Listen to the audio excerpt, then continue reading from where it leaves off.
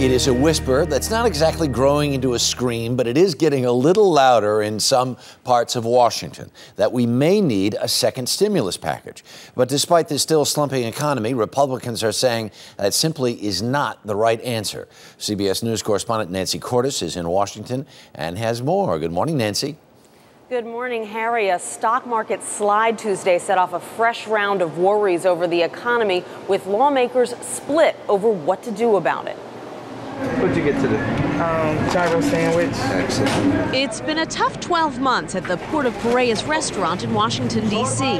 This was the worst year we've ever had in business. For 3 months, owner Frank Doyle put aside a paycheck and lowered his prices. Thank you. Have a good afternoon. That's helped him stay in business. But around the country, others haven't been so lucky. The unemployment rate has hit 9.5%, the highest in 26 years. And analysts predict it could get even worse, going into the double digits by the end of the year. We're going to have a recovery, but it's going to be later in the year, and it's not going to be terribly strong. That recovery will depend in part on how well President Obama's economic stimulus package does. Experts say it's too early to tell, but that hasn't stopped some economists from suggesting a second stimulus package might be needed. Stocks fell Tuesday after one of the president's own economic advisors said the U.S. should be planning for another stimulus. The response from Republicans? No way. Why in the world there would be any conclusion reached after looking at the results of the first stimulus that the way to deal with that is to pass yet another one is mind-boggling. Democrats counter that it is way too soon to measure the success of the stimulus package because only about 10% of the money has actually gone out the door. They acknowledge that pace has to pick up, but many of them, Harry, are not sold on this notion of a second stimulus either. All right. Nancy Cordes in Washington this morning. Thank you so much. Jill Schlesinger is editor-at-large for CBSMoneyWatch.com. There really has been a lot of sort of mid-year sort of analysis, and you pick up different papers, and some are bleak, some are less bleak, some are a tiny bit optimistic. Some say there are green shoots. How do you view all of this so far? I look at this like the doctor comes in, he says, there's great news. You don't need a heart transplant. However, you do need a quadruple bypass.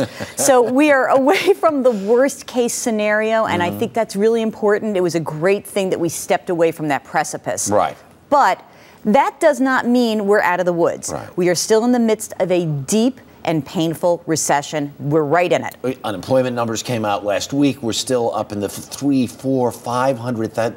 The economy is still hemorrhaging jobs like crazy. Job loss is tapering off, which means that, okay, you didn't lose 700,000 jobs in January, but you're right. The number last month was terrible. The number I really was disappointed in that report was this other number, which says if you put all the part-time people in and those who are disgruntled, 16.5% unemployment rate. That is why it's so hard to get That's a more real unemployment figure. And it really helps people understand why is it so hard for me to get a job. Although in some of the other areas, you look at some places in the country where the housing prices seem to have bottomed out, and there actually is a little bit of an uptick. There are speculators getting back in. There are first-time home buyers. There seems to be, it's not exactly traction, but at least something's underfoot. Again, a little bit more stabilization in housing. We need housing to stabilize for this economy to start growing again. It doesn't have to go up. Right. It just has to stop going down. Sure. That hasn't happened just yet. What about things like manufacturing and those really sort of traditional things you look at and say,